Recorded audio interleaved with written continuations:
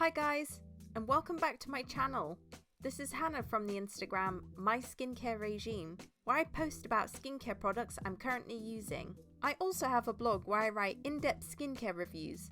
The link will be down below. In this video, I'll be talking about sunblocks. Now, not K-beauty sunblocks. If you'd like to see a video on that, the link will be down below. But today I'll be talking about Western sunblocks, and in particular from the brand Nivea. Since it's quite easy to obtain here in the West, I will be comparing and contrasting them and showing you some swatches. Now usually I do go for Korean sunblocks as I think the texture is superior. My favourite SPF is the Mousse Aqua Sun Gel, which is mattifying, extremely lightweight and does not give me a white cast. Because as you know, Western formulations usually provide a white cast or are very heavy or sticky.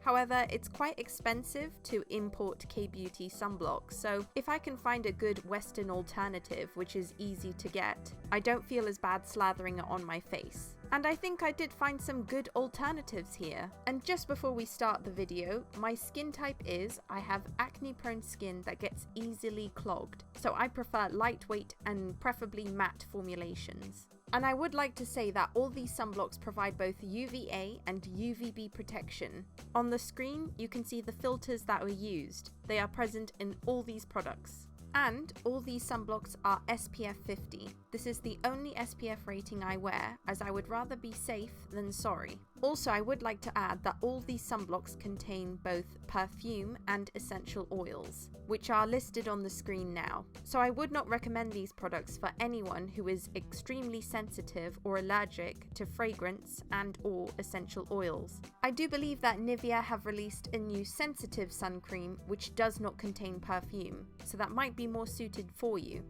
First up is the Nivea UV Face Shine Control. Now this is supposed to be fast absorbing, mattifying, provide adequate sun protection, and is also anti-shine. I like the packaging because I can control how much product I dispense. Now Nivea described this as a light formula which offers a long-lasting and instant mattifying effect. The cream is supposed to absorb excess oils from the skin surface. So obviously this is aimed towards those with oily skins. The skin should not feel greasy and should also not feel sticky. Let's test that. Instantly this comes out like a cream. In my head I thought, oh dear, this is going to be a very heavy, oily, thick cream, isn't it? And although this contains fragrance, it's actually not very strong.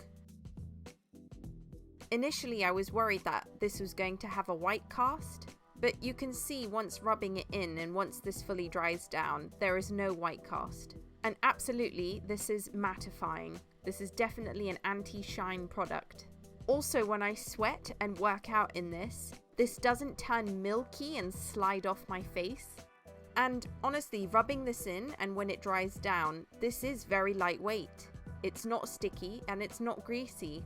This is actually my favorite product from the three because it sits the most comfortably on my skin. I don't feel like it's there too much. It's definitely not as light as my Mousse Aqua Sun Gel, but this is definitely lighter than the Purito unscented sunblock. I really think that oily skins would enjoy this. I felt no irritation when wearing this. Next up is the UV Face Anti-Age and Anti-Pigment Sunblock. It's in the same packaging as the anti-shine cream, but the textures are way different.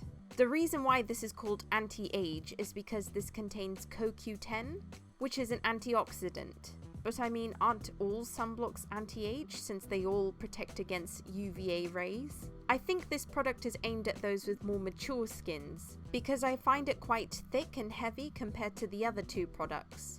Now as you can see, when applying onto the skin, this looks the same as the matte formula, but you can see it looks thicker. This does spread fine. I mean, I can spread it around my face and it does sink in, but it does sort of sit on top of the skin.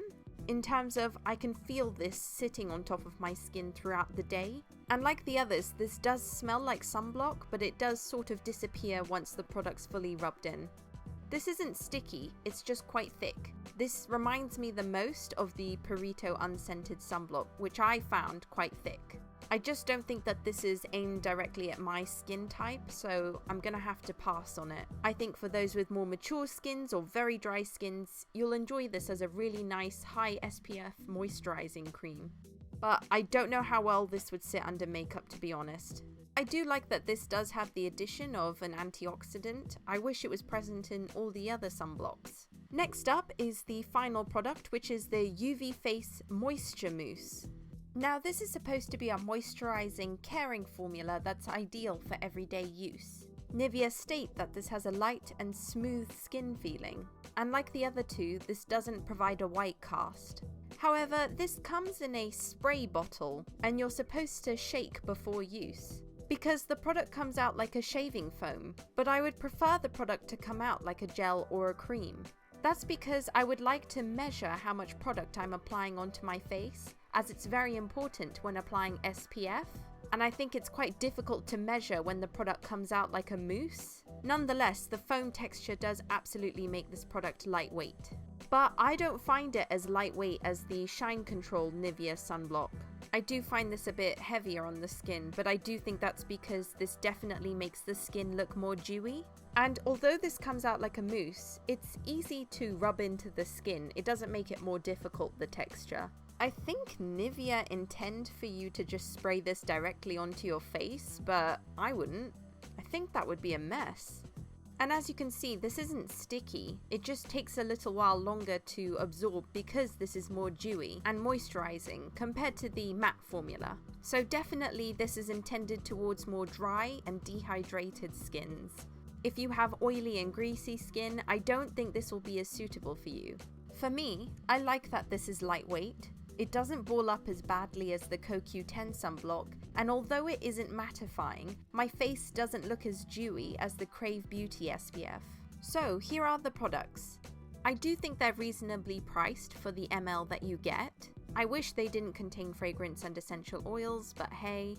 And for my recommendations, I would say that if you have more mature skin and you want an added antioxidant and you don't mind a thicker formula, then the anti-age and anti-pigment sunblock is for you, although I would not repurchase it and I wouldn't really recommend it.